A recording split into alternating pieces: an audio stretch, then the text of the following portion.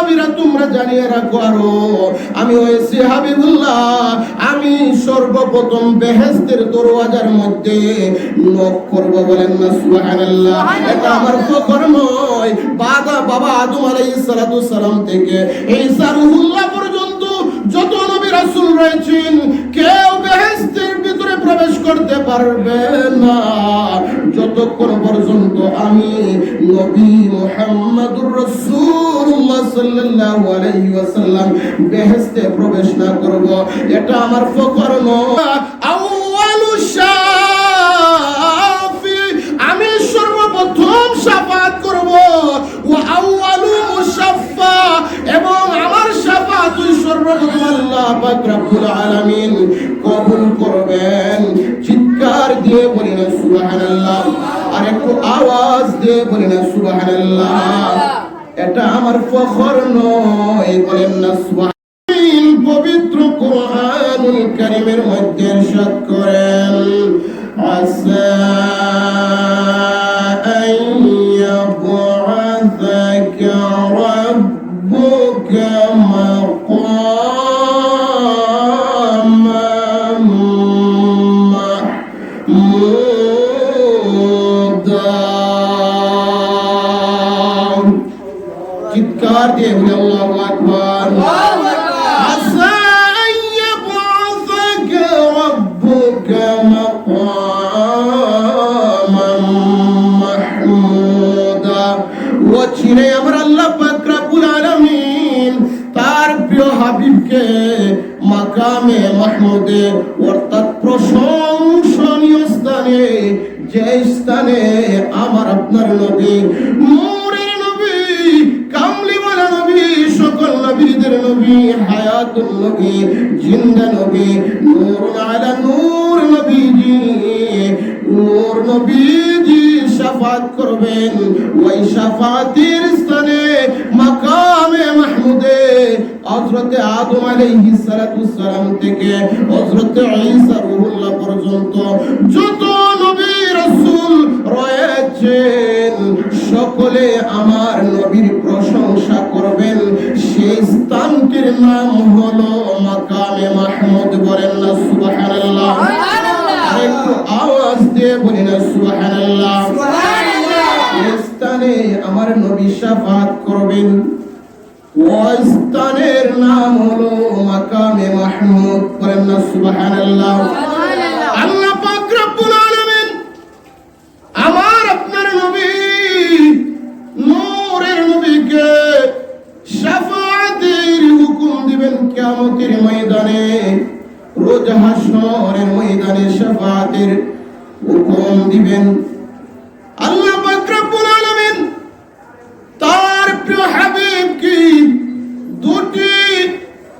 দুটি বিষয় দান করেছেন আল্লাহর হাবিব সাল্লাল্লাহু আলাইহি ওয়াসাল্লাম ইরশাদ করেন قال رسول الله صلى الله عليه وسلم আল্লাহর হাবিব সাল্লাল্লাহু আলাইহি ওয়াসাল্লাম ইরশাদ করেছেন ইন্না রাব্বি খায়রানি বাইনা আন ইয়াদখুলা নিসফু উম্মতি আল জান্নাতা বিগাইরি হিসাবি ওয়ালা আযাব আল্লাহু আকবার وبين شفاعة لأمتي فاخترت الشفاعة الله أكبر الله পাক রব্বুল আলামিন তার প্রিয় হাবিবের একান্ত ইচ্ছা অনুযায়ী করে দিয়েছেন আল্লাহর হাবিব সাল্লাল্লাহু আলাইহি ওয়াসাল্লাম ইরশাদ করেন নিশ্চয় আমার প্রভু আমার ইচ্ছা দিন দিয়েছেন কার ইচ্ছা দিন নবীর ইচ্ছা দিন কার ইচ্ছা দিন আল্লাহর নবীর ইচ্ছা দিন দিয়ে দিয়েছেন নিশ্চয় আল্লাহ পাক রব্বুল আলামিন আমার আপনার নবী নূরের নবী কামলিওয়ালা নবীর ইচ্ছা দিন করে দিয়েছেন আপনি দুইটি সুযোগের মধ্যে যে কোনো একটি সুযোগ গ্রহণ করুন। সেই দুইটি সুযোগ কি? নিসফু উম্মতি আল জান্নাত বিগাইরি হিসাবি ওয়ালা আযাব। দুইটি সুযোগের মধ্যে একটি সুযোগ হলো আপনার অর্ধেক উম্মত জাহান্নামের আযাব ব্যতীত বিনা হিসেবে বেহেশতে প্রবেশ করার। বলেন না সুবহানাল্লাহ। সুবহানাল্লাহ। দুটি সুযোগের মধ্যে একটি সুযোগ হলো ইয়া রাসূলুল্লাহ সাল্লাল্লাহু আলাইহি সাল্লাম আপনার অর্ধেক উম্মত জাহান্নামের শাস্তি ব্যতীত বিনা হিসেবে জান্নাতে প্রবেশ করার। বলেন না সুবহানাল্লাহ। তারপর আল্লাহর নবী বলেন ওয়া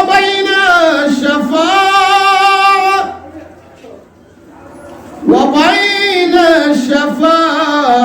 শাফাআতিন লিউম্মতি, অথবা আপনার উম্মতির যে কাউকে যাকে ইচ্ছা আপনার মন চায় তাকে শাফাআত করার অধিকার আপনি গ্রহণ করুন। বলেন না সুবহানাল্লাহ। আরেকটু আওয়াজ দিয়ে বলেন না সুবহানাল্লাহ। এক নাম্বার সুযোগ আমার আল্লাহ আমার নবীকে জানিয়ে দিলেন, হে আমার হাবিব, আপনি দুইটি সুযোগের মধ্যে যে কোনো একটি সুযোগ গ্রহণ করুন। আপনার অর্ধেক উম্মত জাহান্নামের শাস্তি ব্যতীত বিনা হিসাবে জান্নাতে প্রবেশ করুক, অথবা আপনি যাকে ইচ্ছা শাফাআত করে বেহেশতে নিয়ে যান। এই দুইটি সুযোগের মধ্যে যে কোনো একটি সুযোগ আপনার ইচ্ছাধীন গ্রহণ করুন। আল্লাহর নবী বলেন ফাখতারতুশ শাফাআত, আমি শাফাআত করাকে আমি গ্রহণ করলাম। বলেন না সুবহানাল্লাহ। আরেকটু আওয়াজ দিয়ে বলেন না সুবহানাল্লাহ। তিরমিজি শরীফের হাদিস, তিরমিজি শরীফের মধ্যে এই হাদিসটি এসেছে। আল্লাহর নবী শাফাআত করার সুযোগ গ্রহণ করাতে ভালো হয়েছে না খারাপ হয়েছে? বলেন ভালো হয়েছে না খারাপ হয়েছে? ভালো হয়েছে। আল্লাহর নবী শাফাআত করার সুযোগ গ্রহণ করাতে অনেক অনেক ভালো হয়েছে। আল্লাহর নবী যাকে ইচ্ছা মন চাই শাফাআত করে করে বেহেশতে নিয়ে যাবেন। কিভাবে তিনি শাফাআত করে করে বেহেশতে নিয়ে যাবেন এই বিষয়ে আলোচনা করতে গেলে অনেক সময়ের প্রয়োজন। সংক্ষিপ্তভাবে আমি আলোচনা করার চেষ্টা করব, যেহেতু জুমার আলোচনা। আল্লাহর হাবিব সাল্লাল্লাহু আলাইহি সাল্লামকে আল্লাহ পাক রব্বুল আলামিন কেমন শাফাআতের মর্যাদা দিয়েছেন হযরত আনাস বিন মালিক রাদিয়াল্লাহু তাআলা আনহু থেকে বর্ণিত। বুখারী এবং মুসলিম শরীফের মধ্যে এই হাদিসটি এসেছে। আল্লাহর নবী সাল্লাল্লাহু আলাইহি ওয়াসাল্লামের ইরশাদ করেছেন, কিয়ামতের দিন আদম সন্তানেরা যখন এদিক সেদিক ঘোরাফেরা করবে, তারা যখন রোজ হাশরের ময়দানে চটপট করতে থাকবে, সূর্য যখন অর্ধ উপরে চলে আসবে, মানুষের হাহাকার শুরু হয়ে যাবে কিয়ামতের ময়দানে।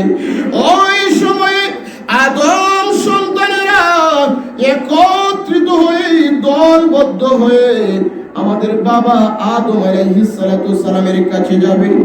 বাবা আদম আলাইহিস সালাতু সালামের কাছে গিয়ে বলবে, ওগো বাবা আদম আলাইহিস সালাতু সালাম, আজকে এই মুসিবতের দিনে আপনি আমাদেরকে মুসিবত থেকে উদ্ধার করেন। বলেন না সুবহানাল্লাহ। বাবা আদম আলাইহিস সালাতু সালাম বলবে, ও আমার সন্তানেরা রে, আজকের দিনে আমি তোমাদের জন্য শাফাআত করতে পারবো না। বলেন না সুবহানাল্লাহ। তোমরা যাও হযরত নূহ আলাইহিস সালাতু সালামের কাছে। আমরা যখন হযরত নূহ আলাইহিস সালাতু সালামের কাছে যাব, নূহ আলাইহিস সালামের কাছে যখন যাব, নূহ আলাইহিস সালাম বলবে আজকের শাফাত আমার কবুল হবে না, আমি আজ তোমাদের জন্য এই শাফাত করতে পারবো না।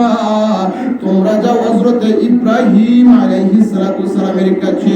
ইব্রাহিম আলাইহিস সালামের কাছে যখন আদম সন্তানেরা যাবে, ইব্রাহিম আলাইহিস সালাম বলবেন আজকের এই দিনে আমি শাফাত করতে পারবো না, তোমরা যাও হযরত মূসা কালিমুল্লাহর কাছে। মূসা কালিমুল্লাহর কাছে যখন আদম সন্তানেরা আসবে, মূসা কালিমুল্লাহ বলবে আজকের এই দিনে আমিও শাফাত করতে পারবো না, তোমরা যাও হযরত ঈসা রূহুল্লাহর কাছে। বলেন না সুবহানাল্লাহ। আদম সন্তানেরা যখন হযরত ঈসা রূহুল্লাহর কাছে যাবে, ঈসা রূহুল্লাহ বলবে ও আদম সন্তানেরা রে, আজকের এই দিনে কেউ ততক্ষণ পর্যন্ত শাফাত করতে পারবে না যতক্ষণ পর্যন্ত দু জাহানের বাদশা নবী, আখিরি নবী, সকল নবীদের নবী, নবী মুহাম্মদুর রাসূলুল্লাহ সাল্লাল্লাহু আলাইহি ওয়াসাল্লাম শাফাত না করবেন, এর আগে কোন নবী রাসূল আল্লাহর দরবারে শাফাত করতে পারবে না। বলেন না আল্লাহু আকবার। তোমরা যাও দু জাহানের বাদশা নবী, নবী কামলিওয়ালা নূরুন আলা নূর নবী, নূরে মুজাসসাম নবী মুহাম্মদুর রাসূলুল্লাহ সাল্লাল্লাহু আলাইহি সাল্লামের দরবারে আদম সন্তানেরা যখন আমার নবীর কাছে যাবে, আমার নবী বলবেন তখন আমি তাদের জন্য আল্লাহর দরবারে শাফাত করব। বলেন না সুবহানাল্লাহ। তাদের জন্য শাফাত করার জন্য আল্লাহর নবী এই হাসরের ময়দানে সাজদার মধ্যে যখন পড়ে যাবে, আমার আল্লাহ ডাক দিয়ে বলবে ইয়া মুহাম্মদ সাল্লাল্লাহু আলাইহি ওয়াসাল্লাম, আজকের এই হাসরের দিনে তুমি কেন সিজদায় পড়ে রইলা? তোমার মাথা উঠাও, তোমার কি চাওয়া রয়েছে তুমি আমার কাছে চাও, তুমি যা চাইবা আমি তোমাকে তাই দান করব। বলেন না সুবহানাল্লাহ।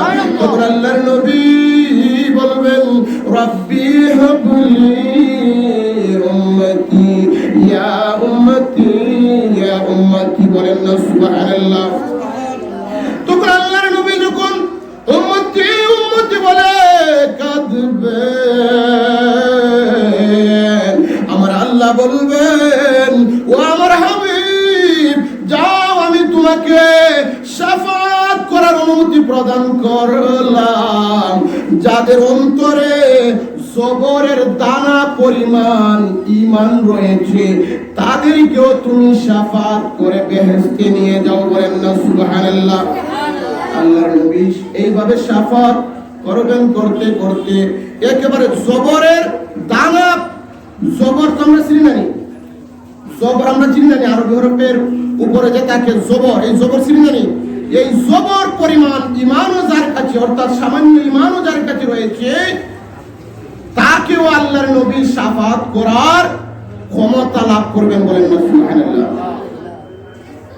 আবার আল্লাহর নবী এইভাবে শাফাত করি আবার দ্বিতীয়বার হাসরের ময়দানে সিজদার মধ্যে পড়ে যাবে, আমার আল্লাহ বলবেন এ আমার হাবিব তোমার মাথা উঠাও, কেন আবার সিজদায় পড়ে রইলা?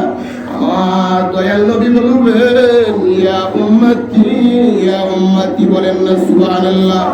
আর আল্লাহ বলবেন যাও, তোমাকে আমি এই পরিমাণ অনুমতি দিলাম যার অন্তরে এক অনু পরিমাণ অর্থাৎ সরিষার দানা পরিমাণ যাদের কাছে ঈমান রয়েছে তাকেও সুপারিশ করে বেহেশতে নিয়ে যাও। বলেন না সুবহানাল্লাহ। আল্লাহর নবী আবার সিজদার মধ্যে পড়ে যাবেন, আবারও আমার আল্লাহ বলবেন আবারও কেন সিজদার মধ্যে পড়লা? আমার দয়াল নবী আবারও উম্মতি উম্মতি বলে কাঁদতে থাকবেন। আমার দয়াল নবী কেমন উম্মতের দরদি দয়াল নবী, মায়ার নবী গো। আবার যখন সিজদার মধ্যে পড়ে যাবে তখন তখন আমার আল্লাহ বলবেন, এ মুহাম্মদ সাল্লাল্লাহু আলাইহি ওয়াসাল্লাম, মাথা উঠাও, কি চাও বলো, যা চাইবা আমি তোমাকে তাই দান করব। তখন আল্লাহর নবী বলবেন, ইয়া উম্মতি ইয়া উম্মতি। তখন আমার আল্লাহ পাক রব্বুল আলামিন বলবেন, যাও, আমি তোমাকে এই পরিমাণ শাফাত করার অনুমতি দিলাম যাদের অন্তরে বিন্দু পরিমাণও ঈমান রয়েছে। বলেন না সুবহানাল্লাহ। আর একটু আওয়াজ দিয়ে বলেন না সুবহানাল্লাহ। আবার আল্লাহর নবী সেজদার মধ্যে পড়ে যাবেন। আবার আমার আল্লাহ ডাক দিয়ে বলবেন, আবারও কেন সেজদার মধ্যে পড়লাম? তখন আমার নবী উম্মতি উম্মতি বলে কাঁদতে থাকবেন। আমার আল্লাহ বলবেন, মাথা উঠাও, কি চাওয়া রয়েছে আমার কাছে চাও, যা চাইবা আমি তোমাকে তাই দিব। আমার দয়াল নবী তখন বলবেন, উম্মতি উম্মতি। বলেন না সুবহানাল্লাহ। আর একটু আওয়াজ দিয়ে বলেন না সুবহানাল্লাহ। আল্লাহর নবীকে হুকুম দেওয়া হবে, যারা শুধু জীবনে লা ইলাহা ইল্লাল্লাহ মুহাম্মাদুর রাসূলুল্লাহ সাল্লাল্লাহু আলাইহি ওয়াসাল্লাম মনে প্রাণে বিশ্বাস করে পড়েছে, ঈমান এনেছে, তাদেরকেও সুপারিশ করে বেহেশতে নেওয়ার অনুমতি দান করবেন। বলেন না সুবহানাল্লাহ। আর একটু আওয়াজ দিয়ে বলেন না সুবহানাল্লাহ। শুধু তাই নয়, আল্লাহর নবী সাল্লাল্লাহু আলাইহি ওয়াসাল্লাম ইরশাদ করেছেন, তিরমিজি শরীফের মধ্যে হাদিসটি এসেছে, হযরত আব্দুল্লাহ ইবনে আব্বাস রাদিয়াল্লাহু তাআলা আনহু থেকে এই হাদিসটি বর্ণিত। আল্লাহর নবী সাল্লাল্লাহু আলাইহি সাল্লামের কিছু সাহাবী এক মজলিস থেকে বাইর হয়ে তারা কানাকানি করতেছে। কি করতেছে? কানাকানি করতেছে।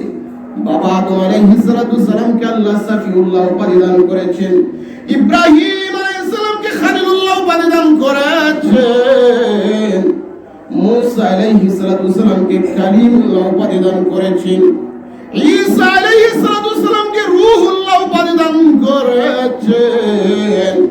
আমার দয়াল নবী সাহাবীদেরকে ডাকলেন, ও আমার সাহাবীরা, তোমরা একজন আরেকজনের সঙ্গে কানাকানি করে কি বলেছো আমি শুনতে পেয়েছি। বলেন না সুবহানাল্লাহ। আমি শুনতে পেয়েছি তোমরা বলেছো বাবা আদম আলাইহিস সালাতু সালামকে আল্লাহ সাফিউল্লাহ উপাধি দান করেছে, এটা মিথ্যা কথা নয়। অবশ্যই আল্লাহ বাবা আদম আলাইহিস সালামকে সাফিউল্লাহ দান করেছেন, উপাধি দান করেছেন। ইব্রাহিম আলাইহিস সালামকে আল্লাহ খলিলুল্লাহ উপাধি দান করেছেন, ঈসা রূহুল্লাহকে রূহুল্লাহ উপাধি দান করেছেন, মুসা আলাইহিস সালামকে কালিমুল্লাহ উপাধি দান করেছেন। এটা অবশ্যই সত্য, কিন্তু আমাকে আমার আল্লাহ হাবিবুল্লাহ হিসাবে বানিয়েছেন। বলেন না সুবহানাল্লাহ। আমি হয়েছি হাবিবুল্লাহ, এটা আমার ফখর নয়, ওয়ালা ফখর, এটাই আমার ফখর নয়। ও আমার সাহাবীরা, তোমরা জানিয়ে রাখো আরো, আমি হয়েছি হাবিবুল্লাহ। আমি সর্বপ্রথম বেহেশতের দরওয়াজার মধ্যে নক করব। বলেন না সুবহানাল্লাহ। এটা আমার ফখর নয়। বাবা আদম আলাইহিস সালাতু সালাম থেকে ঈসা রূহুল্লাহ পর্যন্ত যত নবী রাসূল রয়েছেন, কেউ বেহেশতের ভিতরে প্রবেশ করতে পারবে না যতক্ষণ পর্যন্ত আমি নবী মুহাম্মদুর রাসূলুল্লাহ সাল্লাল্লাহু আলাইহি ওয়াসাল্লাম বেহেশতে প্রবেশ না করব। এটা আমার ফখর নয়। আনা আউয়ালু শাফি, আমি সর্বপ্রথম শাফাত করব। ওয়া আউয়ালু মুশাফফা, এবং আমার শাফাত সর্বপ্রথম আল্লাহ পাক রব্বুল আলামিন কবুল করবেন। চিৎকার দিয়ে বলেন সুবহানাল্লাহ। আর একটু আওয়াজ দিয়ে বলেন সুবহানাল্লাহ। এটা আমার ফখর নয়। বলেন না সুবহানাল্লাহ। তাহলে সর্বপ্রথম কে শাফাত করবেন? আমাদের নবী মুহাম্মদুর রাসূলুল্লাহ সাল্লাল্লাহু আলাইহি ওয়াসাল্লাম। আল্লাহর নবী যতক্ষণ পর্যন্ত শাফাত না করবেন ততক্ষণ পর্যন্ত কোন ব্যক্তি, কোন নবী রাসূল শাফাত করার ক্ষমতা লাভ করবেন না। বলেন না সুবহানাল্লাহ। ওই স্থানটার নামই হচ্ছে আল্লাহ পাক রব্বুল আলামিন পবিত্র কুরআনুল কারীমে বলেছেন আসা আইয়াবআসাকা রাব্বুকা মাকামান মাহমুদা। চিৎকার দিয়ে বলি না সুবহানাল্লাহ। চিরে আপনারা প্রতিপালক আপনাকে মাকামে মাহমুদ অর্থাৎ প্রশংসনীয় স্থানে প্রতিষ্ঠিত করবেন, বলেন না সুবহানাল্লাহ। সেই স্থানটার নাম কি? মাকামে মাহমুদ। তাই হোক, সময় সংক্ষেপ, আল্লাহ পাক রব্বুল আলামিন আমাদের সকলের ভাগ্যে যেন কাল হাসরের ময়দানে দয়াল নবীর শাফাত নসিব করেন, সকলে বলি আল্লাহুম্মা আমিন। তিন ধরনের ব্যক্তি শাফাত করার ক্ষমতা পাবে। একটি হাদিস বলে আমি শেষ করেছি। আল্লাহর হাবিব সাল্লাল্লাহু আলাইহি ওয়াসাল্লাম ইরশাদ করেছেন ইয়াশফাউ ইয়াউমাল কিয়ামাতি সালাসা, কিয়ামতের দিন তিন ধরনের ব্যক্তি শাফাত করার ক্ষমতা লাভ করবে, বলেন না সুবহানাল্লাহ। এক নম্বরে হচ্ছে আল আম্বিয়াউ, সমস্ত নবীগণ, আমাদের নবীর পরে সকল নবীরাই সকল নবীর উম্মতদের জন্য শাফাত করবেন, বলেন না সুবহানাল্লাহ। সুম্মাল উলামাউ, বলেন না সুবহানাল্লাহ। উম্মতের হক্কানি উলামায়ে কেরামগণ তারা শাফাত করার ক্ষমতা পাবে, বলেন না সুবহানাল্লাহ। সুম্মা শুহাদাউ, আল্লাহর রাস্তায় যারা শাহাদাত বরণ করেছেন তারাও কিয়ামতের ময়দানে শাফাত করার ক্ষমতা লাভ করবেন, বলেন না সুবহানাল্লাহ। শুধু তাই নয়, আল্লাহর হাবিব সাল্লাল্লাহু আলাইহি ওয়াসাল্লাম বলেন ইয়াশফাউ শাহীদু ফি ৭০ মিন আহলি বাইতি। ৭০ মানে ৭০। একজন শহীদ তার পরিবার পরিজন থেকে ৭০ জন ব্যক্তিকে শাফাআত করার ক্ষমতা লাভ করবেন, বলেন না সুবহানাল্লাহ। একজন উলামায়ে কেরাম, একজন হক্কানি উলামায়ে কেরাম তার বংশ থেকে ৪০ জন ব্যক্তিকে শাফাআত করার ক্ষমতা লাভ করবেন, বলেন না সুবহানাল্লাহ। একজন হাফিজুল কুরআন, হক্কানি হাফিজুল কুরআন, তার বংশ থেকে ১০ জন ব্যক্তিকে শাফাআত করার অধিকার লাভ করবেন, বলেন না সুবহানাল্লাহ। আল্লাহ পাক রব্বুল আলামিন আমাদের সকলকে যেন কাল হাসরের ময়দানে দয়াল নবীর শাফাআত নসিব করেন, সকলে বলি আল্লাহুম্মা আমিন। একটু দুরূদ শরীফ পড়ি, সঙ্গে বলতে হবে আল্লাহুম্মা সাল্লি আলা সাইয়্যিদিনা মাওলানা মুহাম্মাদ ওয়া আলা আলিহি সাইয়্যিদিনা মাওলানা মুহাম্মাদ। আল্লাহুম্মা সাল্লি ওয়া সাল্লিম ওয়া বারিক আলাইহি। আল্লাহুম্মা আমিন, আল্লাহুম্মা আমিন, আল্লাহুম্মা আমিন। রব্বি রহমহুমা কামা রাব্বায়ানি সগীরা। মেহেরবান আল্লাহ আমাদের জিন্দা মুর্দা গুনাহ মাফ করে দাও। আল্লাহ আমাদের পক্ষ থেকে লক্ষ কোটি দরুদ ও সালাম তোমার হাবিবের নুরানি কদম মোবারকে কবুল করে নাও। নবীর প্রিয় সাহাবীগণ, সকল শহীদগণ, সকল ওলিদের নামে নামে কবুল করে নাও। আল্লাহ আমাদের উপর আপনার খাস রহমত নাযিল করে দাও। আল্লাহ আমাদের সকলের মুনাজাত ফরিয়াদ মাকাসিদ গুলি তোমার হাবিবের ওসিলায় কবুল করে নাও। মথনি দানে তোমার হাবিবের নুরানি চেহারা মুবারক দেখিয়ে দেখিয়ে আমাদের জবানে জারি করে দিও মধুর কলেমা লা ইলাহা ইল্লাল্লাহু মুহাম্মাদুর রাসূলুল্লাহ।